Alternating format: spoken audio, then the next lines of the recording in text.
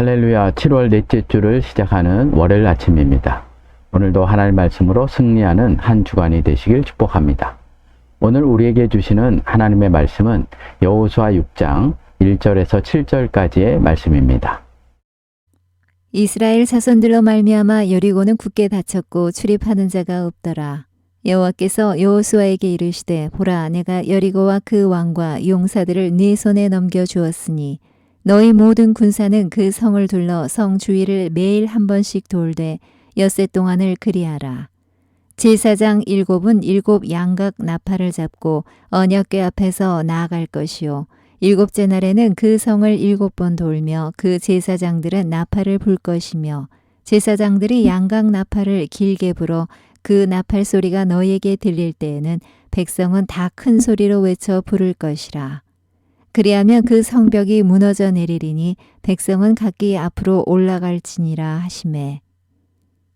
눈의 아들 여호수아가 제사장들을 불러 그들에게 이르되 너희는 언약궤를 메고 제사장 7은 양각 나팔 7을 잡고 여호와의 궤 앞에서 나아가라 하고, 또 백성에게 이르되 나아가서 그 성을 돌되 무장한 자들이 여호와의 궤 앞에서 나아갈지니라 하니라.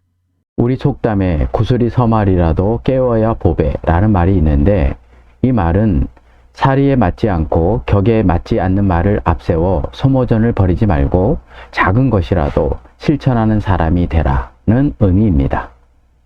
하나님 말씀 중에는 우리 이성으로 받아들이기 어려운 말씀이 많이 있습니다. 이때 우리는 어떻게 해야 할까요? 이성으로 이해될 때까지 기다려야 할까요? 물론 이성적으로 이해될 때까지 기다려야 할 때도 있습니다. 그러나 만약 하나님 말씀하신 것이 이미 우리에게 이루어졌다고 말씀하시고 계시다면 우리는 이성보다 믿음이 앞서야 합니다. 하나님이 주신 것이 우리의 것이 되는 것은 오직 하나님의 말씀에 대한 순종과 믿음으로만 가능하기 때문입니다. 오늘 본문에 보면 여호수아와 이스라엘 백성이 가나안의 첫 성 여리고성을 점령하는 장면이 나오는데, 여호수아와 이스라엘 백성이 여리고성을 어떻게 함락시키고 있냐는 것입니다. 결론부터 말씀드리면 하나님의 말씀과 그들의 삶 사이에 있는 동떨어진 괴리를 믿음으로 극복하였기 때문입니다. 사실 하나님의 말씀과 이 세상의 삶과는 많은 괴리가 있습니다.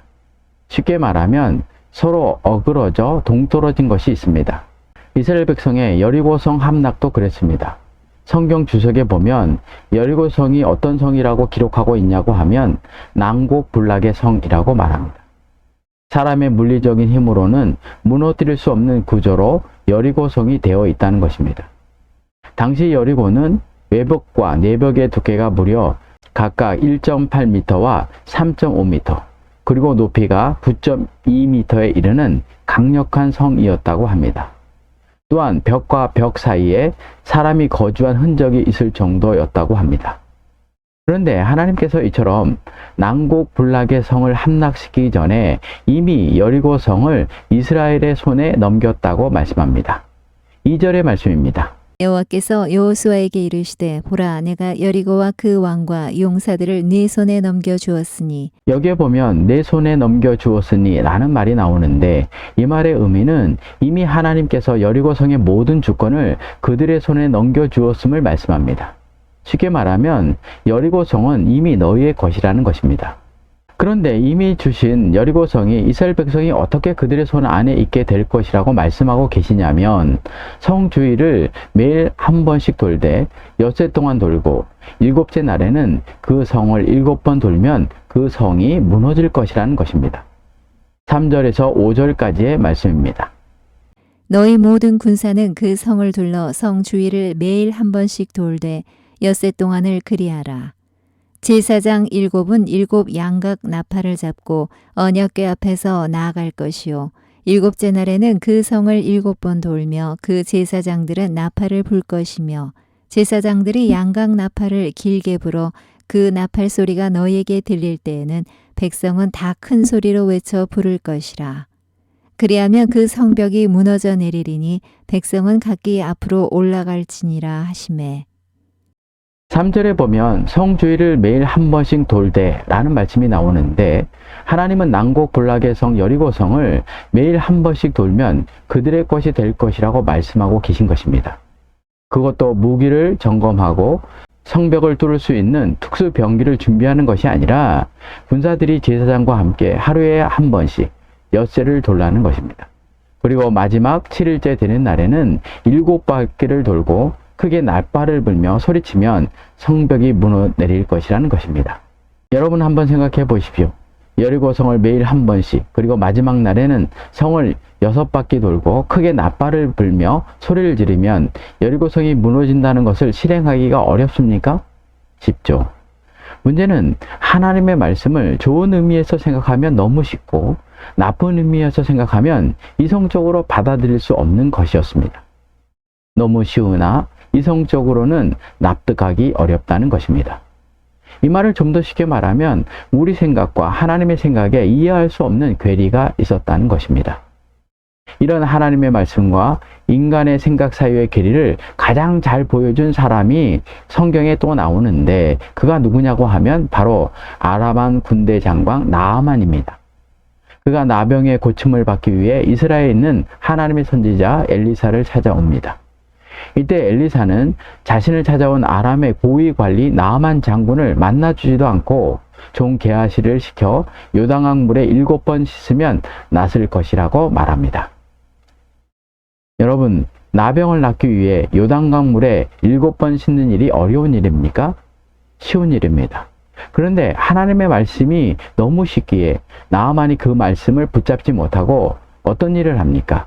엘리사 앞에서 화를 내며 다메섹 강이 이스라엘의 강보다 낫지 아니하냐고 하며 엘리사에게 분노하며 돌아갔다는 사실입니다. 중요한 것은 왜 나아만 장군은 하나님을 통해 나병에서 고침받는 방법에 대해 들었음에도 불구하고 이처럼 분노하고 돌아가고 있냐는 것입니다. 하나님께서 자신의 병 고침을 받게 하는 방법이 너무 쉬웠기 때문입니다. 이렇게 쉬운 방법으로는 자신의 병을 고칠 수 없다고 하는 그의 생각과 하나님의 생각이 너무 차이가 났기에 그는 하나님 말씀과 그의 삶의 괴리를 넘지 못하고 분노하며 돌아가는 길을 선택하고 있는 것입니다. 이와 같은 일이 우리 가운데도 일어나고 있다는 사실입니다. 그래서 하나님께서 우리에게 하신 말씀을 따르지 않고 자신의 방법으로 하나님의 뜻을 이루려 하다 실패하는 일을 하고 있는 것입니다. 그래서 하나님은 여호수아와 이스라엘 백성에게 여리고성을 그들의 손에 주었다고 하신 것입니다. 그리고 하나님은 하나님께서 이스라엘 백성에게 주신 여리고를 얻기 위해 그들이 하나님 말씀에 순종하고 있는지 보기 위해 우리의 이성으로 이해하지 못하는 해결 방법을 제시하신 것입니다. 이때 여호수아는 이성적으로 받아들이기 어려운 여리고성 함락에 대한 하나님 말씀에 대해 어떤 반응을 하고 있냐는 것입니다. 하나님이 하신 말씀을 깊이 생각하지 않고 말씀하신 대로 바로 순종하며 제사장을 불러 언약궤를 메고 여호와의 궤 앞으로 나아가라고 말합니다. 6절의 말씀입니다. 눈의 아들 여호수아가 제사장들을 불러 그들에게 이르되 너희는 언약궤를 메고 제사장 7은 양각 나팔 7을 잡고 여호와의 궤 앞에서 나아가라 하고. 여기에 보면 제사장은 언약궤를 메고 라는 말씀이 나오는데 왜 여호수아는 하나님 말씀에 순종하면서 먼저 제사장에게 언약궤를 메고 여호와께 앞으로 나아가게 하라고 말씀하고 있냐고 하면, 여리고성을 도는 행위가 단순히 언약궤를 물리적으로 메고 이동하는 것을 의미하는 것이 아니라 가나안의 첫성 여리고를 하나님께서 이스라엘 백성에 주셨으니 그 첫 태생, 즉 첫 번째 것을 하나님께 드린다는 의미로 여호수아는 성별된 제사장에게 언약궤를 메게 하고 여리고성을 돌게 하는 일을 가장 먼저 하고 있음을 말씀하고 있는 것입니다. 하나님의 은혜로 여리고성을 얻게 됨을 믿고 여호수아가 가나안의 첫성 여리고를 하나님께 드리고 있는 것입니다. 그리고 그 뒤를 따라 7절에 보면 이스라엘 백성 중 무장한 자들을 여호와 궤 앞에 서게 하고 여리고성을 돌게 하고 있는데, 이 말의 의미는 하나님의 임재를 철저하게 이스라엘 백성이 의식하며 여리고성을 돌게 하기 위함입니다. 왜냐하면 하나님의 성전은 하나님의 임재함을 의식하면서 하나님 앞에서 행하여야 하기 때문입니다. 여호수아는 하나님의 말씀에 순종하여 여리고성으로 나아가고 있지만 단순히 하나님 말씀에 순종하는 마음 외에도 하나님 말씀에 순종하는 여호와의 마음이 어떠한가를 하나님 앞에 보이며 하나님께서 이미 주신 여리고성으로 나아가고 있는 것입니다. 적용입니다. 하나님께서 군사적 전략과 거리가 먼 전략을 제시하신 이유는 무엇입니까? 여호수아가 하나님 말씀에 순종하면서 보인 행동을 보며 무엇을 느낍니까?